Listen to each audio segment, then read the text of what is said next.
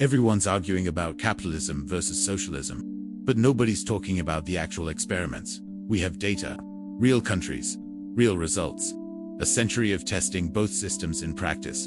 And here's what's disturbing. Both sides lie about what actually happened. Capitalists claim pure free markets created prosperity. They didn't. Every successful capitalist country had massive government intervention. Socialists claim USSR failed because it wasn't real socialism. Wrong. It failed for reasons any socialist system will fail. This is the story of what actually worked and what actually failed. Not theory, not ideology, just results. East Germany versus West Germany. Same people, different systems, definitive outcome. North Korea versus South Korea.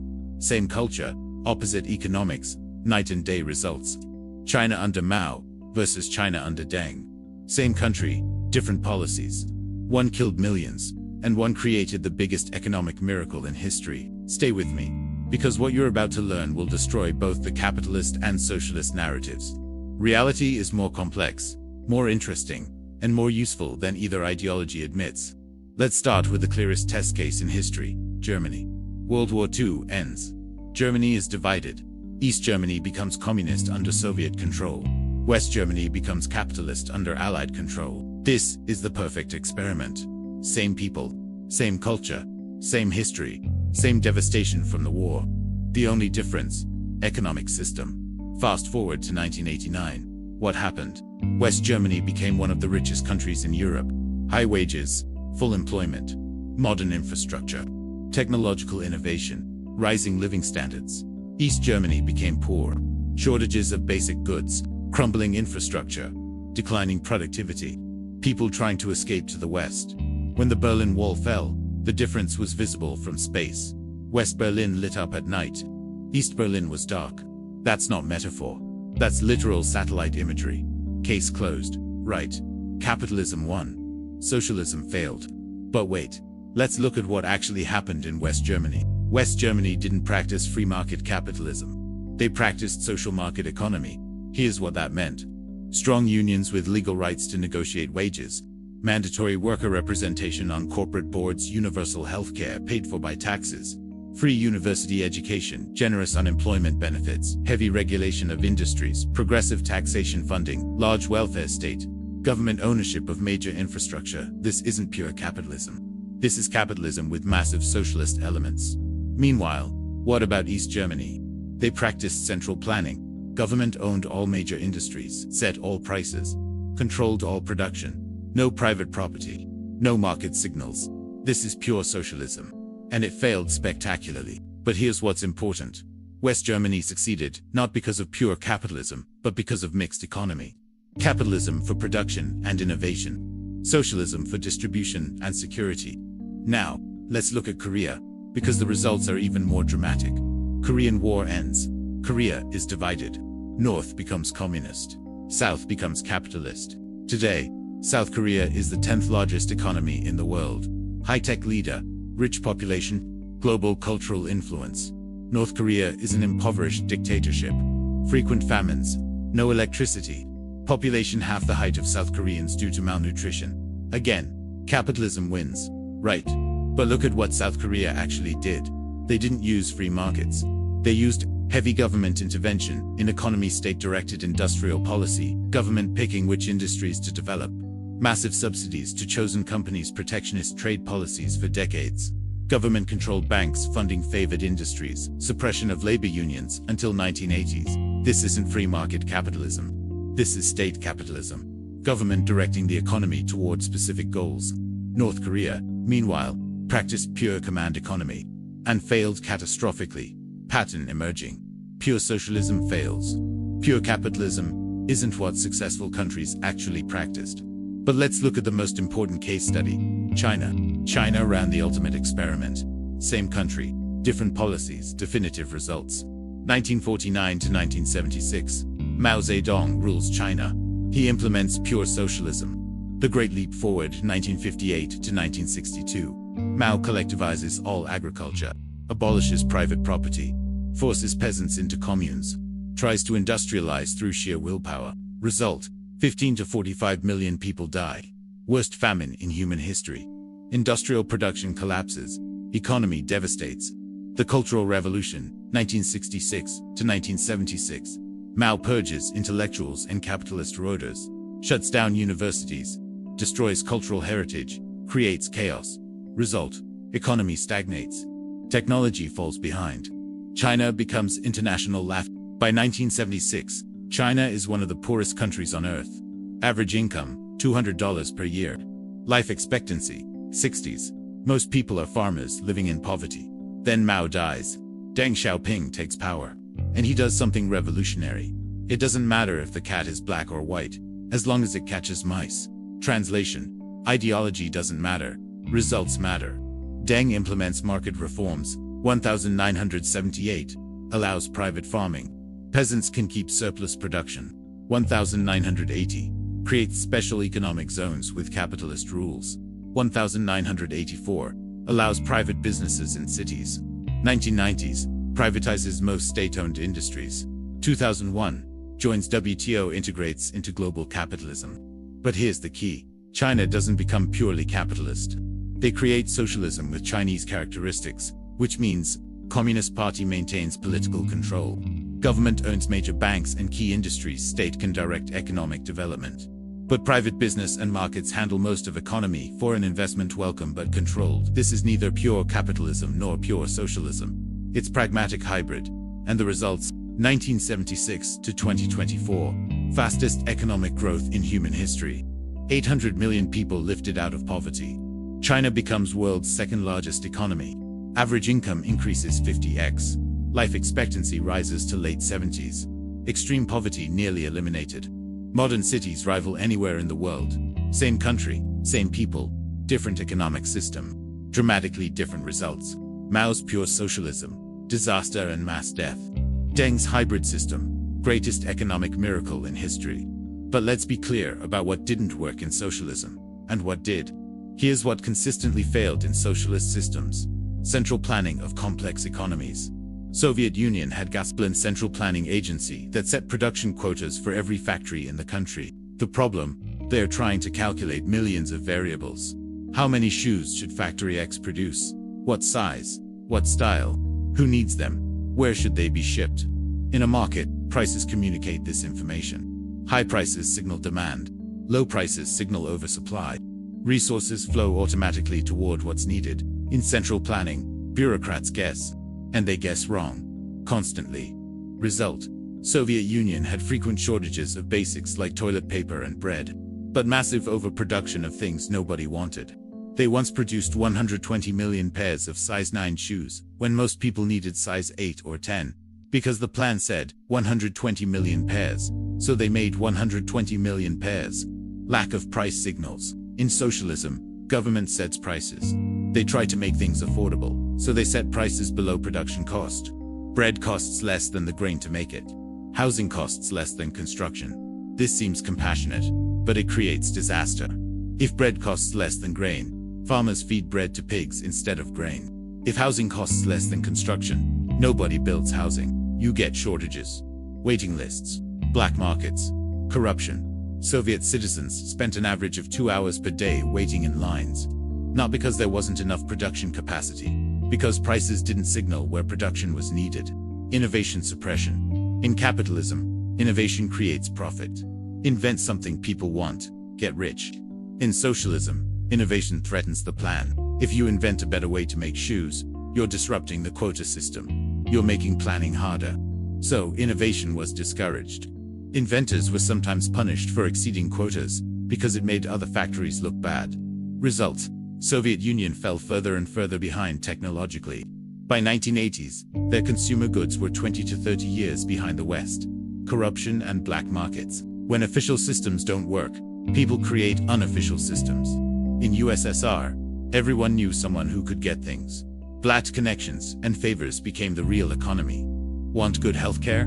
You need connections. Want quality goods?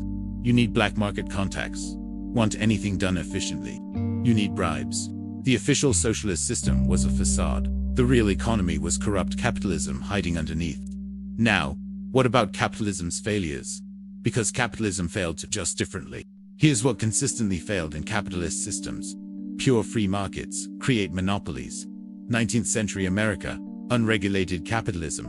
Result: Rockefeller monopolized oil. Carnegie monopolized steel. Morgan monopolized banking. These monopolies crushed competition, fixed prices, exploited workers, bribed politicians. Free markets destroyed themselves by creating non-free markets. Monopolies are capitalism eating itself. Solution: government intervention, antitrust laws, breaking up monopolies, regulating industries. Pure capitalism failed. Regulated capitalism worked. Capitalism underinvests in public goods. Free markets won't build things that don't generate profit. But society needs these things. Basic research, no immediate profit, infrastructure, huge upfront costs. Slow returns, education benefits dispersed across society. Public health, preventing disease helps everyone but isn't profitable. Purely capitalist countries lag in these areas. They have worse infrastructure, less scientific research, lower health outcomes than mixed economies. Solution: government provision, taxes fund public goods. Capitalism handles private goods. Capitalism creates instability. Free markets, boom and bust. 1929 crash. Great Depression. 2008 financial crisis. Each caused by unregulated markets. Banks overlend during booms. Credit bubbles form. Bubbles pop. Economy crashes. Millions suffer. Pure capitalism is inherently unstable. It creates cycles of boom and bust that destroy lives. Solution: government stabilization, central banks, financial regulation, counter-cyclical spending. Capitalism doesn't price externalities. Pollution costs society, but it doesn't cost the polluter unless forced to pay. Result: capitalists pollute because it's profitable. Society pays the health and environmental costs. Same with worker safety, cheaper to risk worker deaths than ensure safety. Product safety, cheaper to sell dangerous products than test thoroughly. Environmental destruction, cheaper to destroy ecosystems than protect them. Pure capitalism optimizes profit, not human welfare. These can conflict. Solution: government regulation, environmental laws, safety standards, making companies pay for externalities. Capitalism concentrates wealth. Money makes money. Having capital generates returns. Not having capital means working for wages. Over time, wealth concentrates. The rich get richer faster than the poor can catch up. Result: extreme inequality, social instability, weakened democracy as wealth buys political power. Solution: progressive taxation, inheritance taxes, social programs. Redistribute some wealth to maintain social stability. So what's the pattern? Pure socialism fails. Pure capitalism fails. What works? The most successful economies in history are hybrid systems. They combine capitalism for production, private ownership of most businesses, market prices signaling supply and demand, competition driving innovation, profit motive, incentivizing efficiency, socialism for protection. Universal healthcare prevents medical bankruptcy. Public education equalizes opportunity. Social safety net prevents destitution. Labor protections prevents exploitation. Regulation prevents fraud and harm. The Scandinavian model proves this works. Norway, Sweden, Denmark, Finland, they have highly capitalist economies. Easier to start business than in US strong private sectors. Lots of billionaires per capita, but also high taxes, 50 to 60% on high incomes, universal healthcare and education. Generous social programs, strong unions, heavy regulation. Result: they're among the richest, happiest, healthiest, most innovative countries in the world. They have more economic freedom than America according to Heritage Foundation, a conservative think tank, and more social equality than any socialist country ever achieved. The formula: capitalism for growth, socialism for distribution. But here's what matters. The mix varies by need. Healthcare. Evidence shows single-payer socialism works better than market capitalism. Every developed country with universal healthcare spends less and gets better outcomes than America's market system. Consumer goods.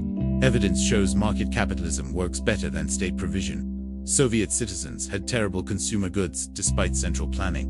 Basic research. Government funding works better. Private companies won't fund research with no immediate profit. But society needs this research.